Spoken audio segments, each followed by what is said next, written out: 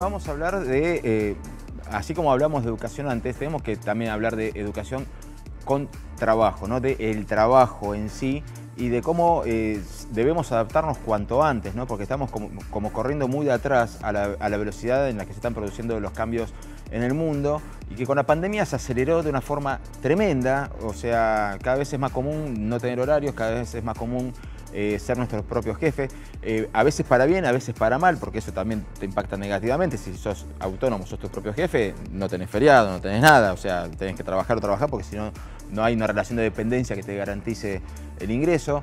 ¿Estamos preparando a las personas para el trabajo del futuro? O sea, ya hasta la construcción, hoy se levanta un edificio en un par de semanas, o sea, ya no es el trabajo manual de antes.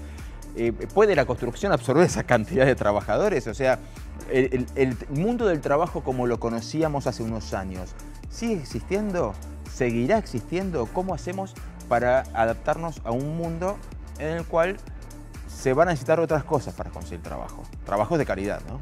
Y para eso tenemos una comunicación vía Zoom. Está con nosotros Gabriel Sanchezini, economista y exministro de Educación de la provincia de Buenos Aires. Hola Gabriel, buenas tardes, muchas gracias por atendernos. Nico y Daniel, te saludamos. ¿Cómo estás? ¿Qué tal? Muchas gracias a ustedes. Gracias Daniel, gracias Nico.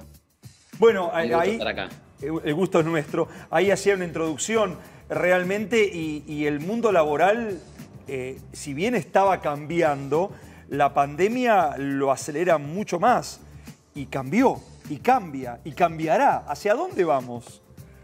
Totalmente. Lo que vos decís y lo que decía Nico al principio es exactamente lo que estamos viendo. La tecnología trajo un nivel de cambios y de disrupción en el mercado de trabajo que, en primer lugar, casi todos los empleos hoy requieren tecnología, desde los más bajos en términos de educación hasta los más sofisticados en términos de educación requieren algo de tecnología, o sea que ahí ya hay un cambio fenomenal.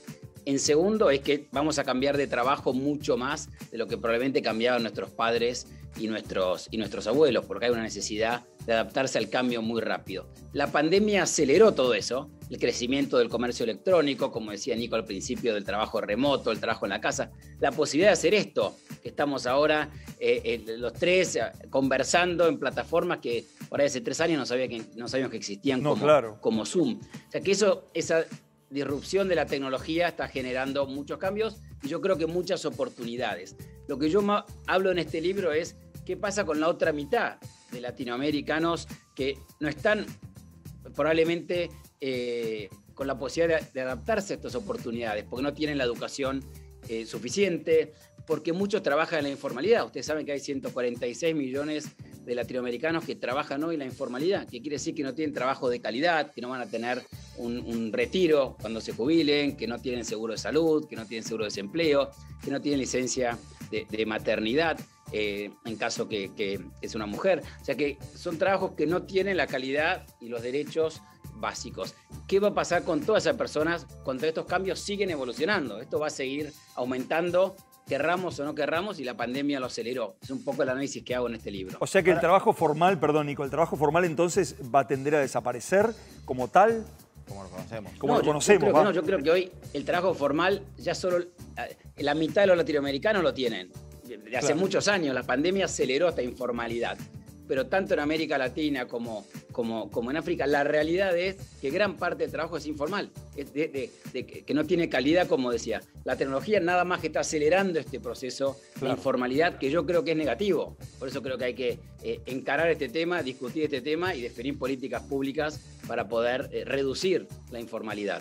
Ahora, Gabriel, ¿sabes qué? Con tu libro me pasó algo muy curioso. Me llegó el lunes y estamos a jueves y lo terminé ayer. O sea, y no es porque sea corto, o sea, es llevadero y se lo devora porque uno se siente preocupado en cierta medida por pequeños detalles, ¿no? O sea, automáticamente había disparadores y yo pensaba, claro, o sea, si yo uso un telepase en el auto para cruzar el peaje, ¿cuánto le queda de vida útil al puesto del trabajador de la cabina de peaje?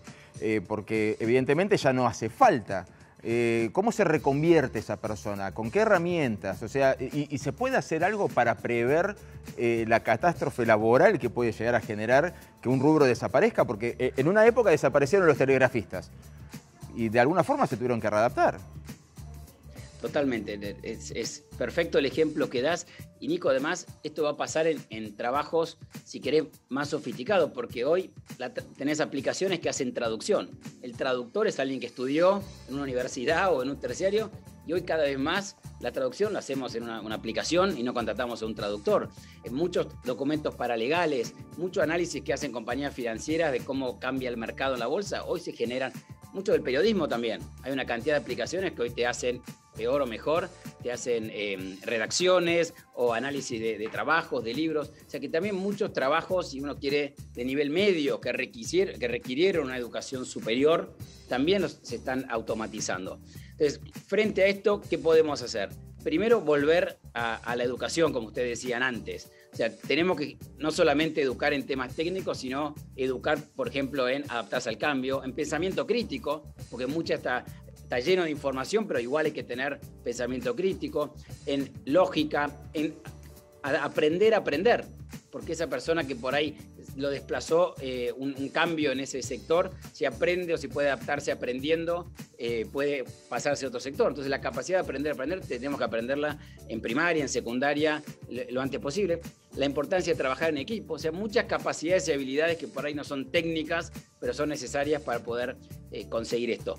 El otro lado, el Estado tiene que proveer más información, porque uno puede ir también viendo qué sectores, como decís, ese sector que recién nombraba, por supuesto que es más fácil ser automatizado, otros no. Entonces, el cuidado de personas mayores, el delivery, por ejemplo, ¿no? Cada vez más ha crecido el comercio electrónico, ha crecido muchísimo el trabajo de personas en el sector de delivery, que están trayendo cosas porque ha crecido mucho el comercio electrónico. Ahora, o sea que también hay información que puede uno ir generando, sobre todo el Estado, para que las personas estén preparadas para estos cambios. Gabriel, yo en una época trabajaba en una redacción que tenía la imprenta al lado, ¿sí? Editorial Perfil, tiene la redacción y ves la imprenta cuando empieza a funcionar. Y una vez de curioso fui a charlar con uno de los superarios, un tipo grande, y él había comenzado trabajando como linotipista, una profesión que desapareció cuando llegó la impresión offset.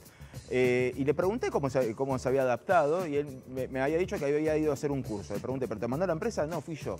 ¿Las empresas deberían tener un rol de responsabilidad social, de colaborar, de ofrecer oportunidades para la readaptación al cambio?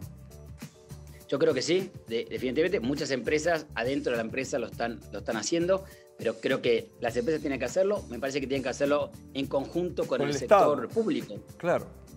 Ahí hay un trabajo en conjunto público-privado clave, porque ahí el Estado creo que es el que tiene que generar sobre todo la información para que las empresas puedan actuar. Y después está surgiendo, Nico, muchas organizaciones sin fines de lucro, algunas con fines de lucro, que están trabajando en todo lo que se llama upskilling, reskilling, ¿no? De cambiar las capacidades, de mejorar las capacidades, que también tiene un rol fundamental social para que mucha gente, sobre todo personas que no tengan educación, pensá que la mitad de los latinoamericanos no han terminado la secundaria. Todos los años, casi la mitad de los latinoamericanos no terminan secundaria. Entonces, hablamos de estos cambios de tecnología, de disrupción, de conectividad, y vos te encontrás con muchos trabajadores que no han terminado su escuela secundaria formal. ¿Cómo hacemos para hablar de preparar una educación para el mundo que viene si no se tiene esa educación? Pero una de las cosas que más me preocupa, y esto te lo planteo en serio, y cuando terminé el libro dije, bueno, aprovecho y te lo pregunto directamente, es cada vez más común el prestador de servicios freelance. Esa persona, ¿cómo hace para tomarse vacaciones, para tomarse una licencia por maternidad, si es madre o padre? ¿Cómo se maneja? Ese tipo no se enferma. No se puede enfermar. No se puede enfermar. Es un excelente debate que, como decís, lo hablo bastante en el libro, y gracias por leerlo, que acá en California, yo estoy ahora en Washington, en California un debate muy grande y pasaron varias regulaciones para de alguna manera, si querés, formalizar ese trabajo también, y que esas empresas, eran caso de Uber, de Lyft, de Airbnb, generaran condiciones laborales parecidas a lo que genera una empresa formal, que haya seguro de desempleo, que haya vacaciones, que haya licencia por maternidad. Creo que ese debate se viene, en muchos países ya se está generando, y el Estado está regulando a favor de los trabajadores, que es lo que me parece que corresponde.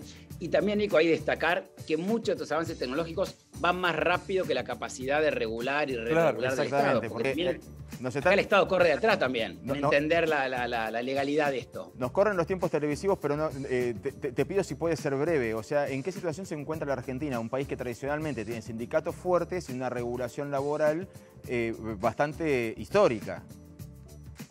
Sí, ahí la regulación laboral en Argentina es más rígida que en otros lugares de América Latina. Ahora, en general, América Latina uno ve lo mismo, una regulación más rígida, a veces no adaptada, menos adaptado a estos cambios tecnológicos que estamos viviendo. Muy bien, Gabriel, la verdad que nos quedaríamos charlando porque es un tema Sí. apasionante y además es lo que pasa, no solamente en Argentina, como bien decís vos también en el libro, en toda la región. Y es un tema que preocupa y mucho. El libro habla de América Latina. No Exacto, solamente de exacto. Sí, señor. Gabriel, muchísimas, pero muchísimas gracias por esta comunicación. Gracias a ustedes. Que Muchas tengas gracias un buen por generar fin este de debate. año y un buen comienzo. Gracias, Gracias. igualmente. Gracias, Daniel. Gracias, Nicolás. Gracias, Nico, querido. Vos también. Pero ahora, señoras y señores, yo quiero saber qué es lo que está pasando en las redes sociales.